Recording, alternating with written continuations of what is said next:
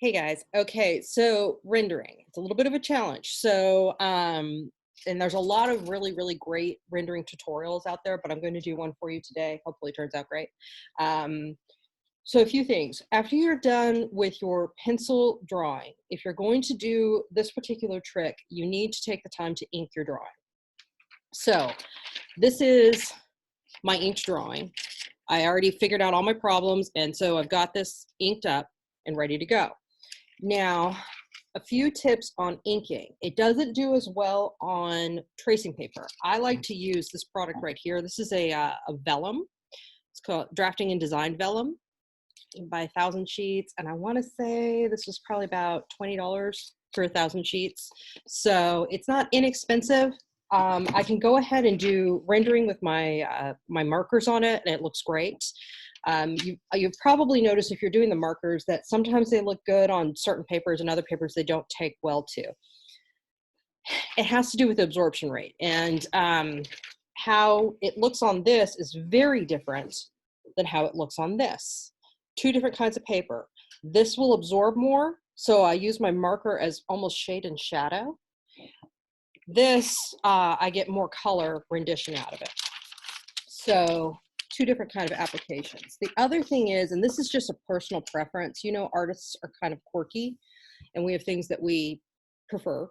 So this one for me, this is my preference for my line work when I do my line work. You guys have a Staedtler. Staedtlers are great. They're very well made and they do a nice job, but I like a very fine line and I'm picky about it.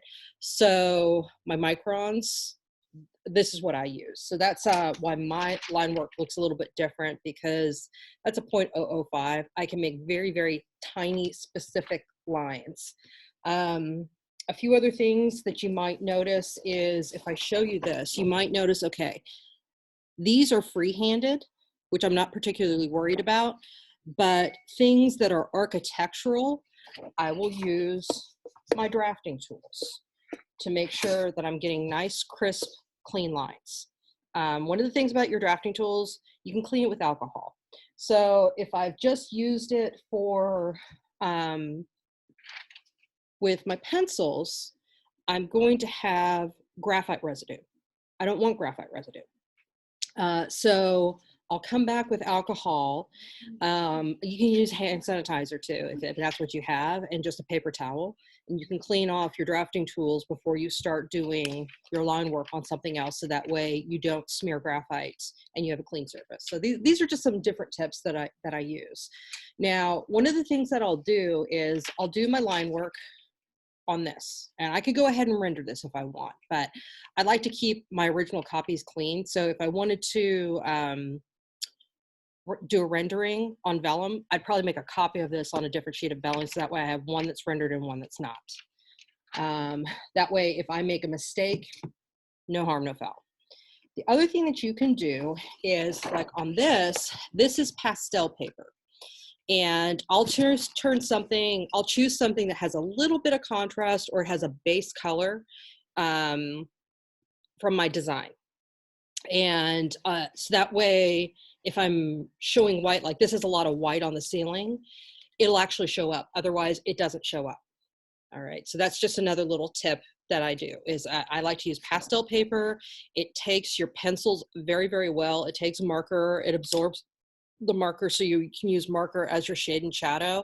The other thing is that I actually took my original drawing and I blew it up by 20%. So that allowed me to get, you know, show a little bit more of these details on the drawing.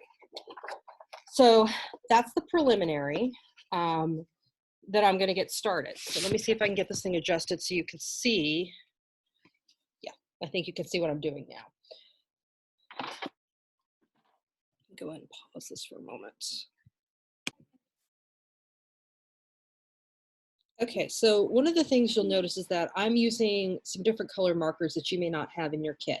The reason is that you have some basic markers in your kits to get you started. I use a lot of different grays for my shade and shadow. Now you do have a selection of different grays and you can do the same thing with what you have. One of the reasons why these can be very expensive, and if you go to Hobby Lobby, I think they charge what, $7 a piece for these. It's ridiculous. I don't recommend that. Get on to Blick. Go ahead and order them. You can get them for a couple bucks on Blick. So if you want to expand your selection, that's what I recommend. So what I start off with is I almost do like a shade and shadow study on my drawing. And I'll start with my lighter grays.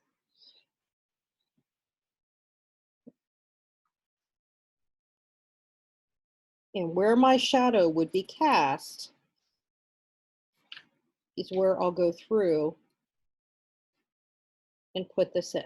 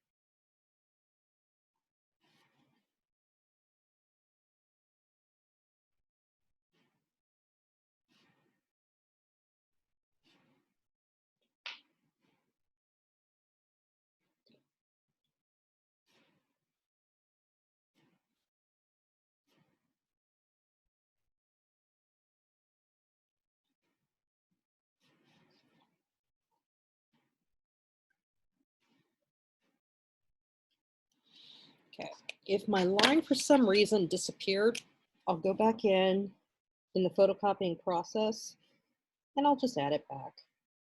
Won't worry about it too terribly much. But if it's important, like these are moldings, so that winds up being kind of important, I'll go ahead and do that. All right. So things like underneath chairs, I know is going to have shadow, and I may come back and darken this. So this is a whole process that takes a while. Like under this coffee table, I know will have shadow.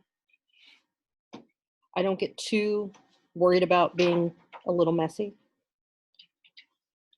because I do it pretty quick.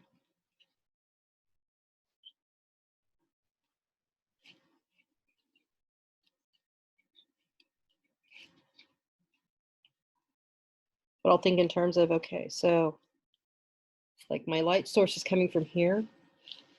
So I want to be able to cast shadow. And it just almost serves to ground your drawing, is what it does. Okay. So then this should actually cast some shadow over here. This will cast some shadow right here.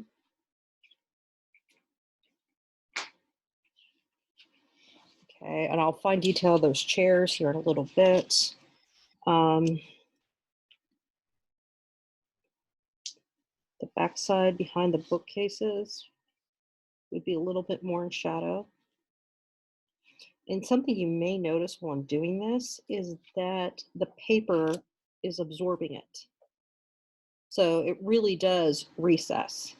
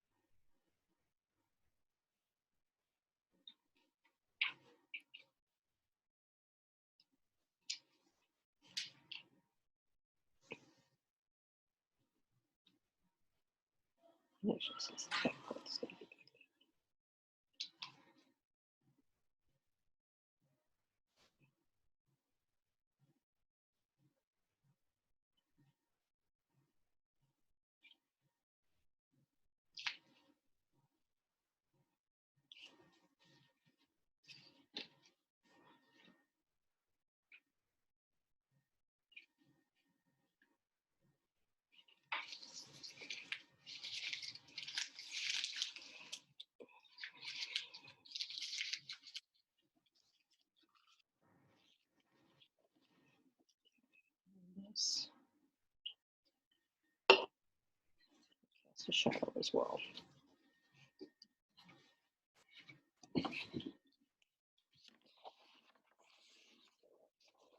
So this is what you're looking at so far.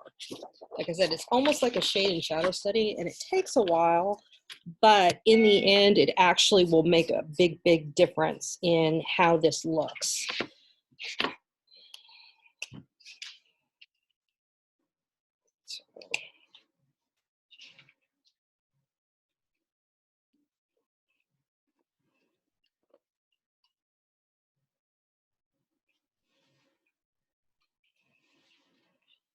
Yes.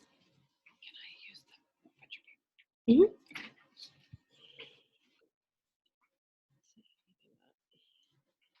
Lost my thing.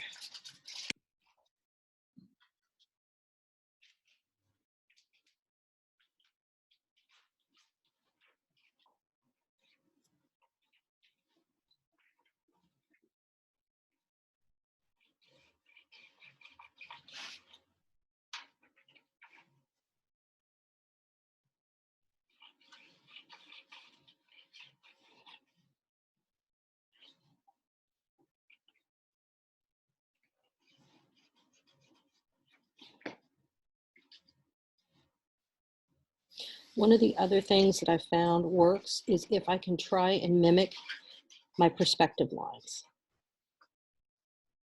It just reinforces it and helps with my overall look. Okay, so this is going to be in shadow.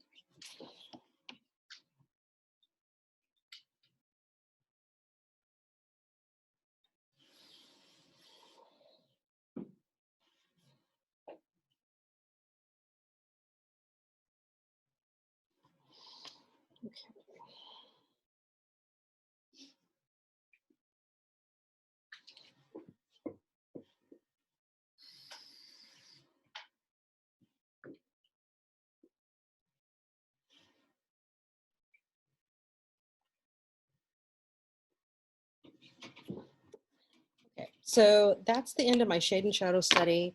Then I'll start building on top of this. So let me pause for a moment.